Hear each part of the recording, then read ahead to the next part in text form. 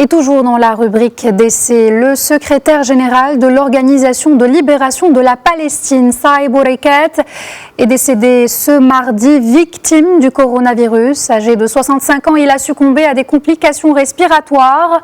Pendant plus de 25 ans, il a été le principal négociateur palestinien et l'un des artisans des accords d'Oslo.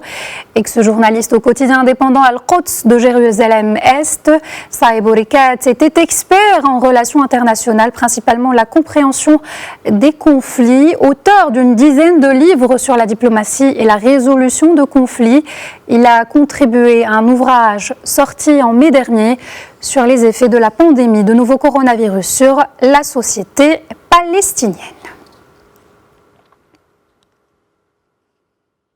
Pour en parler, nous joignons depuis Al-Quds Valérie Ferron, notre correspondante sur place. Bonjour Valérie. Bonjour Nadia et bonjour à tous les téléspectateurs. Alors le décès de Saeb Erekat a provoqué de nombreuses réactions internationales. Quelle est l'ambiance sur place en Palestine ? Alors bien sûr, en général, la nouvelle a été accueillie avec un sentiment de grande tristesse et les réactions au niveau local cette fois-ci se sont multipliées, que ce soit de la part des factions et de personnalités politiques. Le président Abbas a salué sa mémoire en parlant d'une grosse perte pour le peuple palestinien, surtout en cette période particulièrement difficile. Parmi les Palestiniens citoyens d'Israël, le député Ahmad Tibi le décrit comme un ami ou encore un leader courageux. Réaction également des côtés de la classe politique israélienne. Bien sûr, en 30 années étant négociateur, Saeb Erekat a eu de nombreuses relations proches avec beaucoup de représentants israéliens. Et on parle par exemple de Yossi Benin, qui le qualifie de vrai combattant pour la paix et de négociateurs difficiles.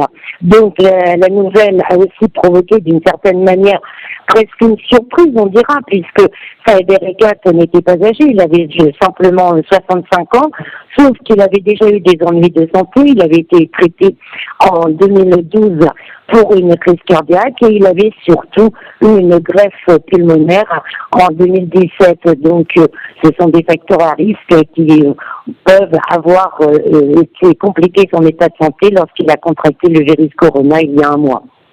Alors la mort de Saeb Erekat vient donc secouer le paysage politique traditionnel palestinien. Quelle image laisse-t-il dans le pays ?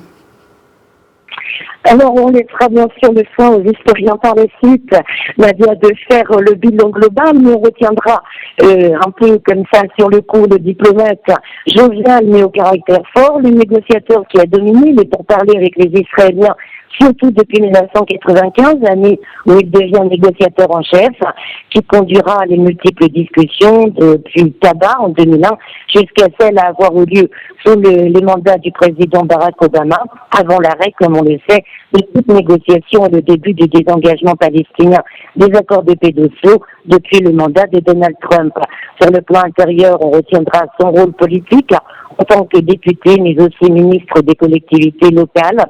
Saeb Erekat est aussi un des leaders palestiniens qui était proche de Yasser Arafat et a assuré une certaine continuité puisqu'il était aussi proche du cercle traditionnel du président Abbas. Il a donc un rôle qui sera marqué également par son élection en 2015 au poste de secrétaire général de l'OLP.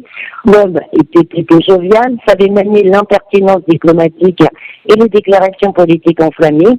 Salué pour être un promoteur donc infatigable de l'établissement de l'État de Palestine aux côtés d'Israël. Il décède donc en ayant l'impression, comme il le disait dans les dernières interventions, d'avoir échoué dans sa mission, ou tout au moins il s'inquiétait beaucoup des reproches que pourraient lui adresser les Palestiniens à l'heure où la solution des deux États qu'il défendait semble plus que jamais compromise, Nadia.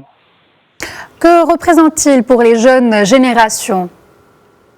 Et on peut dire en fait que son décès coïncide avec une période où le rôle de la direction palestinienne traditionnelle est largement remis en question en fait.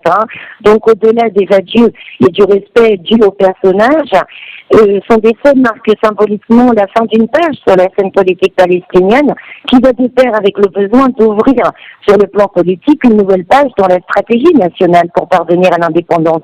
Donc pour les plus jeunes qui jettent parfois un regard parfois acéré sur leurs dirigeants, ils représentent cette vieille garde qui a été incapable de les libérer de l'occupation israélienne. Ils représentent aussi le besoin donc de cette classe de se rajeunir et de renouveler ses rangs. La jeune génération née après les accords de paix d'Oslo est prête à s'investir, mais se sent extrêmement frustrée d'être laissée à l'écart du jeu politique. Il semble donc, ils ressentent combien le processus démocratique est en panne, et donc il est clair que l'organisation d'élections générales telle qu'annoncée par le président Abbas pour l'année prochaine est une question plus que jamais vitale. Le dirigeant palestinien lui-même est agi. Merci Valérie Ferron pour toutes ces précisions.